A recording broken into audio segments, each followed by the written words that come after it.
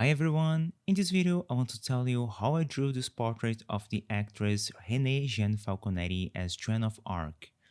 This drawing was a great opportunity to practice skin texture drawing and face expression.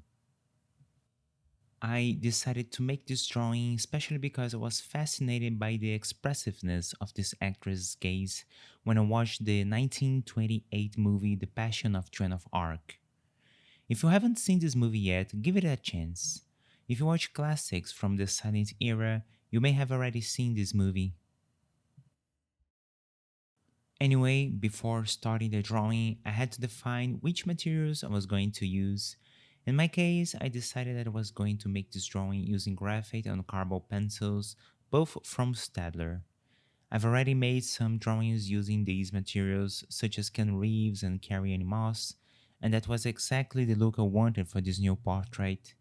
The paper I chose was also very important, but I'll talk about it when I cover the topic of skin texture. The materials used will be listed on the description of this video. Having chosen the materials, let's get down to the drawing itself. Well guys, before we start drawing, my suggestion is that you study your reference image. Don't start drawing without knowing where you want to go. Draw intentionally. Before starting this drawing, I asked myself, what makes these eyes so expressive? This made me draw my attention to those points that were most important and that I wanted to emphasize. The first thing that struck me was that the woman's pupil was very dilated. Pupil dilation is one of the reactions we may have when we are subjected to intense stress.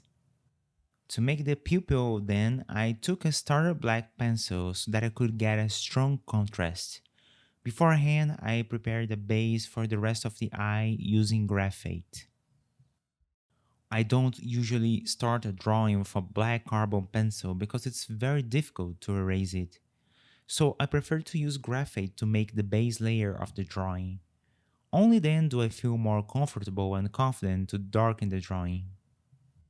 Next to the pupil, we also see an intense light reflection.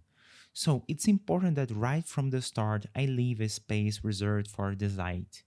I would struggle to get an intense white using just the eraser.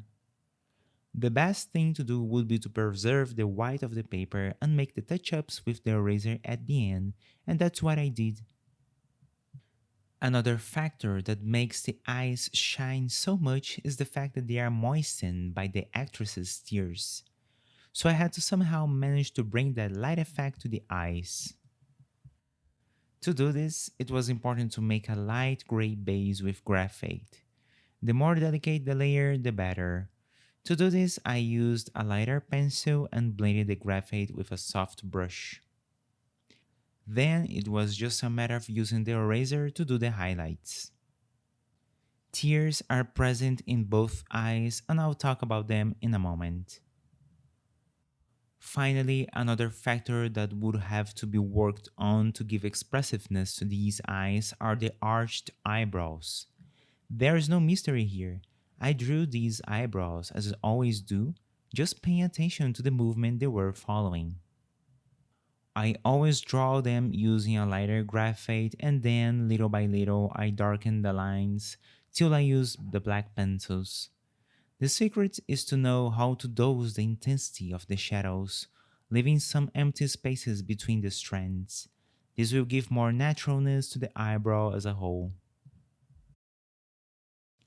Guys, the fundamental lesson is always to draw what you see, not what you imagine. It's interesting to observe how a drop of water behaves in relation to light by looking at some examples. In any case, I insist the important thing is to observe the reference. The first thing I noticed about tears and water drops in general is that there are always extreme values of black and white on them. The way water reflects light produces this high contrast effect with values close to black and white. So I started by marking this darker value, but very carefully, keeping the tip of the pencil sharply pointed. The intermediate values don't even need to be done with a pencil. In fact, I think it's even better to use a blending stump or a brush for these intermediate shades of gray. After all, these tools don't leave pencil marks and make a delicate and smoother coverage. Here on the left side of the face, the tear is quite visible, but it's drawn quite subtly, especially with regard to the trace left by it. Notice that I've used a very light pencil to make this trace, so that the work here is confused with the skin texture itself. Finally, I used the eraser to do the highlights. In this drawing, I used an eraser pen and eraser pencil. I could also have used an electric eraser. All these tools are great for creating highlights in a very controlled way. After all, we can sharpen the tip of these erasers with a craft knife for greater precision.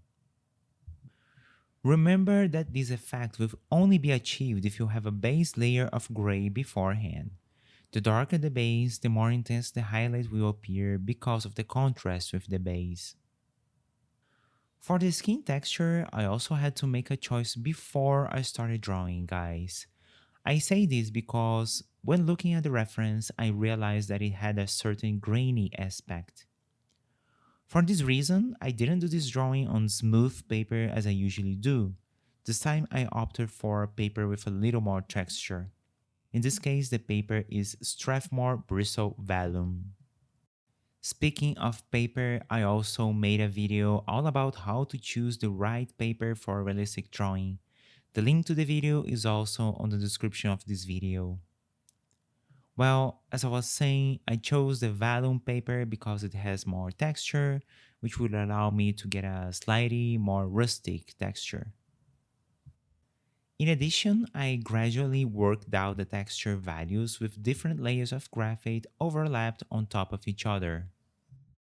I usually start with the lightest layers to make a base and gradually add darker values until I reach the desired overall tone. From time to time, I use the brush mainly to blend the graphite and give it a slightly smoother finish. This also allows me to integrate the different layers of graphite applied so far. And so, by working patiently, not rushing, I can achieve the desired result. This was a very pleasant drawing to make, not too difficult, and it wasn't too big either, so it didn't take me too long to finish. I was very pleased with the result as well. If you're interested in learning more about the art of realistic portraiture and realistic drawing in general, whether it's black and white or color, visit my website and click on Courses tab. There you'll find various drawing classes that may be of interest to you. I hope this video has shown you more or less what the process of making a realistic drawing is like, what it's like behind the scenes. If you like this video, give it a thumbs up and I'll see you in the next video.